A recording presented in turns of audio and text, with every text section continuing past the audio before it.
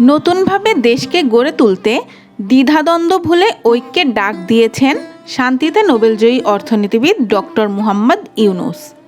বৃহস্পতিবার ৮ আগস্ট দুপুরে হজরত শাহজালাল আন্তর্জাতিক বিমানবন্দরে পৌঁছানোর পর সাংবাদিকদের সঙ্গে কথা বলছেন শান্তিতে নোবেলজয়ী অর্থনীতিবিদ অধ্যাপক ডক্টর মুহাম্মদ ইউনূস। ইউনূস বলেন, বাংলাদেশকে আরও মজবুত করে সামনে এগিয়ে নিয়ে যেতে হবে।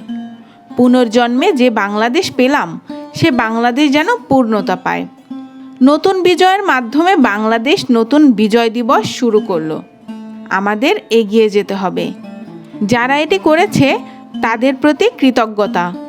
তারা সমন্বয়করা দেশকে রক্ষা করেছে, দেশকে পুনর্জন্ম করেছে। তরুণ সমাজকে ধন্যবাদ জানিয়ে শান্তিতে নোবেলজয়ী অর্থনীতিবিদ আরও বলেন, যে বিপ্লবের মাধ্যমে বাংলাদেশ আজ নতুন করে বিজয় পেল, তা যেন পূর্ণতা পায়।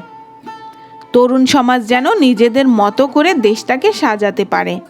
কোটা সংস্কার আন্দোলন চলাকালে রংপুরের আবু সাইদের কথা স্মরণ করে আবেগ আপ্লুত হয়ে পড়েন তিনি।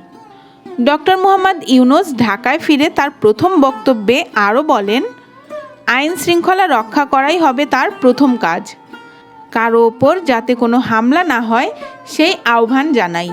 পাশাপাশি আমার ওপর আস্থা রাখুন, ভরসা রাখুন, দেশে কারো ওপর কোনো হামলা হবে না। ছাত্র জনতার অভ্যুত্থানকে দ্বিতীয় স্বাধীনতা দিবস হিসেবে উল্লেখ করে তিনি আরও বলেন, এ স্বাধীনতা আমাদের রক্ষা করতে হবে। প্রতিটি মানুষের কাছে এর সুফল পৌঁছে দিতে হবে। স্বাধীনতার অর্থ হলো দেশ তোমাদের হাতে। তোমাদের মনের মতো করে গড়তে পারো, পাল্টে ফেলতে পারো। পুরনোদের বাদ দাও।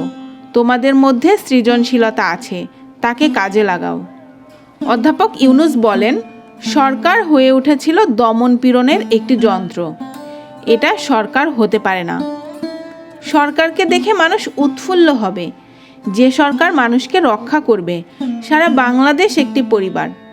দেশের বিদ্যমান পরিস্থিতি নিয়ে অধ্যাপক ইউনূস বলেন, মানুষ মানুষকে আক্রমণ করছে, সংখ্যালঘুদের ওপর হামলা হচ্ছে।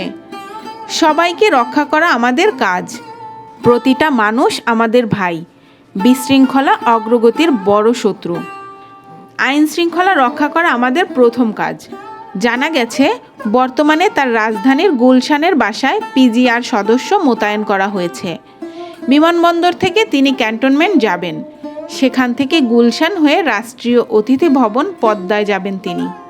এদিকে মঙ্গলবার রাতে ডক্টর মুহাম্মদ ইউনূসকে প্রধান করে অন্তর্বর্তীকালীন সরকার গঠনের সিদ্ধান্ত হয়েছে। রাষ্ট্রপতি মোহাম্মদ শাহাবুদ্দিনের সঙ্গে ৩ বাহিনী প্রধান ও বৈষম্য বিরোধী ছাত্র আন্দোলনের নেতাদের বৈঠকে এই সিদ্ধান্ত হয়। আজ রাত ৮টায় তার নেতৃত্বাধীন অন্তর্বর্তীকালীন সরকারের শপথ নেওয়ার কথা রয়েছে। বুধবার সেনা সদরে ব্রিফিংয়ে সেনাপ্রধান জেনারেল ওয়াকারুজ্জামান জানান, অন্তর্বর্তীকালীন সরকারের ১৫ জন সদস্য থাকতে পারেন। বিমানবন্দরে তাকে বরণ করেন সেনাপ্রধান জেনারেল ওয়াকারুজ্জামান। ডক্টর মুহাম্মদ ইউনূসকে বরণে শাহজালাল আন্তর্জাতিক বিমানবন্দরে নানা প্রস্তুতি নেওয়া হয়। আগেই সেখানে উপস্থিত হন বৈষম্য বিরোধী আন্দোলনের সমন্বয়কারীরা। এছাড়া আছেন সুশীল সমাজের প্রতিনিধিরা। ইউনূস সেন্টারের কর্মকর্তা কর্মচারীরাও তাকে বরণের প্রস্তুতি নেন।